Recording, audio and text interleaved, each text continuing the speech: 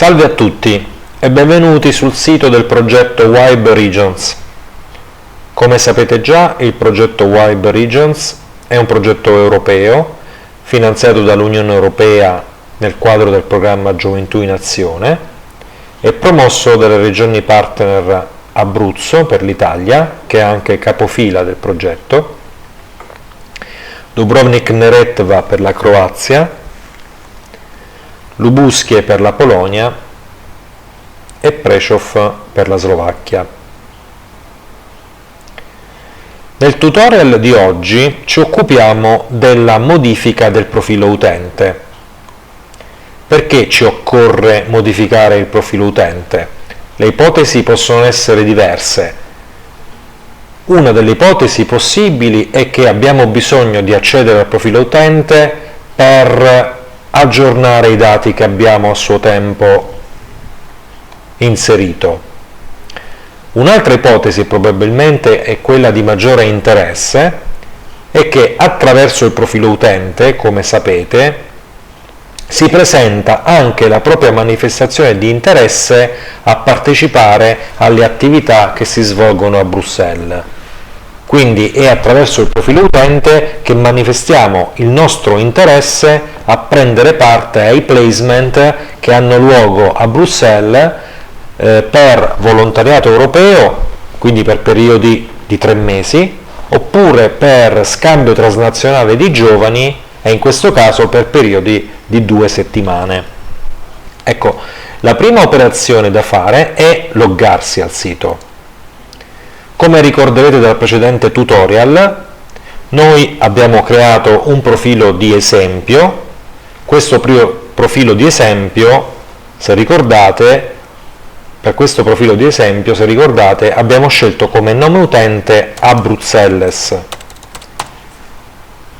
che è anche il nome della pagina Facebook dell'ufficio della Regione Abruzzo a Bruxelles. Come password,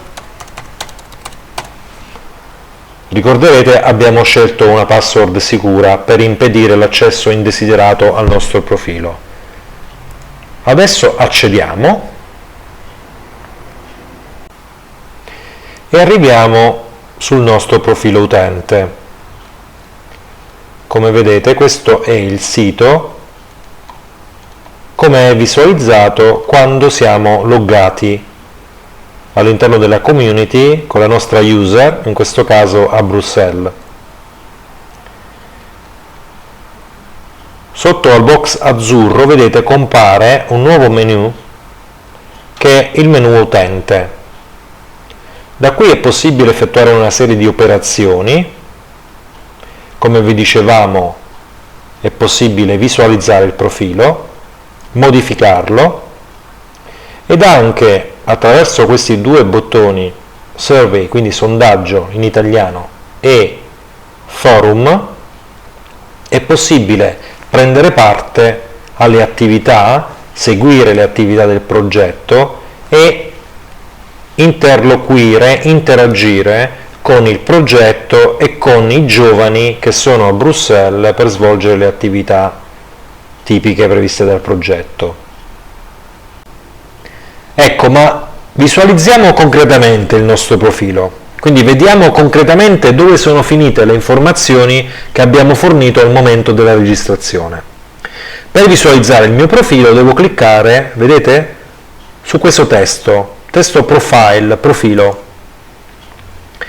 Cliccando su questo testo accedo al mio profilo utente e quindi visualizzo tutte le informazioni e tutti i dati che ho fornito al momento della registrazione, vedete?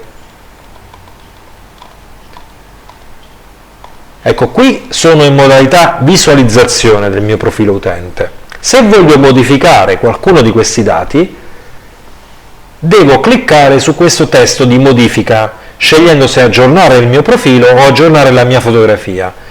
Perché vedete, in questo momento io non ho alcuna fotografia e quindi potrei decidere eventualmente da questo testo di modifica di aggiornare la mia fotografia. In alternativa posso accedere al pannello di modifica utente anche da questo testo Edit Profile il risultato è identico. Sia che clicco qui, sia che clicco qui scegliendo aggiorna il profilo o aggiorna la fotografia, accedo allo stesso pannello, il pannello di modifica utente. Ecco, come detto in precedenza, nel pannello di modifica utente avrò l'opzione tra modificare l'immagine, aggiungere l'immagine o modificare le informazioni. Cliccando su contatti, in particolare, ho la possibilità di modificare uno qualunque dei campi, una qualunque delle informazioni, uno qualunque dei dati che ho fornito al momento della registrazione. Vedete? Potrei ad esempio avere bisogno di aggiornare un'informazione, aggiungere un titolo di studio, specificare la mia motivazione. Per fare tutto questo debbo accedere al pannello di modifica utente. Ma il pannello di modifica utente è fondamentale anche per un altro motivo. Vedete questo campo Interest EVS Spring 1? L'abbiamo incontrato anche nel precedente tutorial, ricordate? E in quell'occasione dicemmo su questo campo, su questa informazione torneremo successivamente.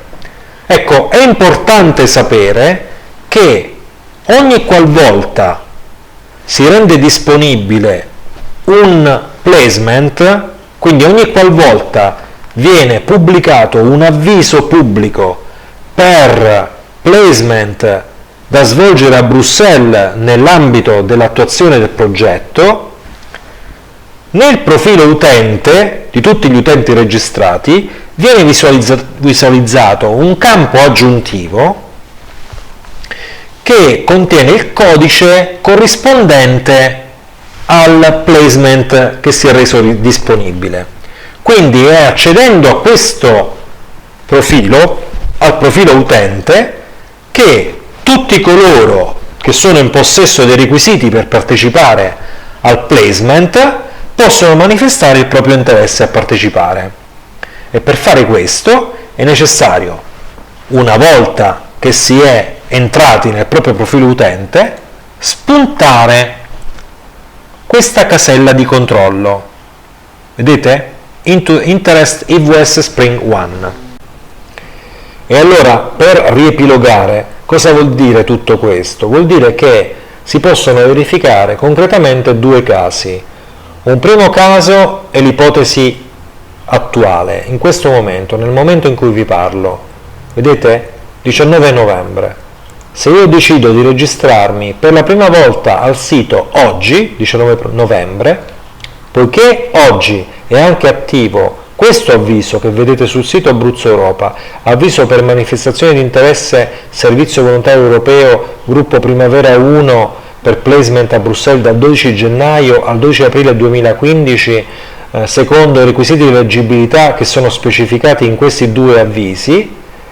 Allora vi dicevo, se decido di registrarmi per la prima volta oggi, 19 novembre, nel pannello di registrazione che abbiamo imparato a conoscere in occasione del primo tutorial, troveremo anche questa informazione, Interest EVS Spring 1. E allora, contemporaneamente alla registrazione, nel fornire tutti gli altri dati, potremo anche manifestare il nostro interesse a partecipare alla call attiva in quel momento. E lo faremo cliccando su questa casella, come abbiamo visto. Secondo caso, decidiamo di registrarci per la prima volta in un momento precedente o successivo rispetto a un avviso pubblico, e allora nel momento in cui ci registriamo non troveremo questa informazione e quindi non potremo ovviamente manifestare il nostro interesse per una qualsivoglia call, ma dovremo aspettare che una call si apra, che un avviso pubblico venga pubblicato, e nel momento in cui riceviamo notizia, veniamo a conoscenza di questo avviso pubblico, possiamo loggarci al sito, loggarci al nostro profilo utente e nella visualizzazione in modifica, quella che abbiamo imparato a conoscere nel tutorial di oggi, cercare l'informazione relativa alla manifestazione di interesse per la call che si è venuta nel frattempo si è resa nel frattempo disponibile, e cliccare sulla casella di testo per manifestare il nostro interesse a partecipare a questa call. Al termine non dobbiamo fare altro che cliccare sul testo e sul tasto aggiorna. Il sistema, se l'operazione ha avuto buon fine, ci informa che le nostre impostazioni sono state memorizzate. Possiamo verificarlo nel pannello di visualizzazione e andiamo effettivamente a cercare l'informazione che ci interessa, vale a dire la manifestazione di interesse per il placement che si svolge a Bruxelles, e effettivamente possiamo osservare che il sistema ha preso in carico la nostra richiesta.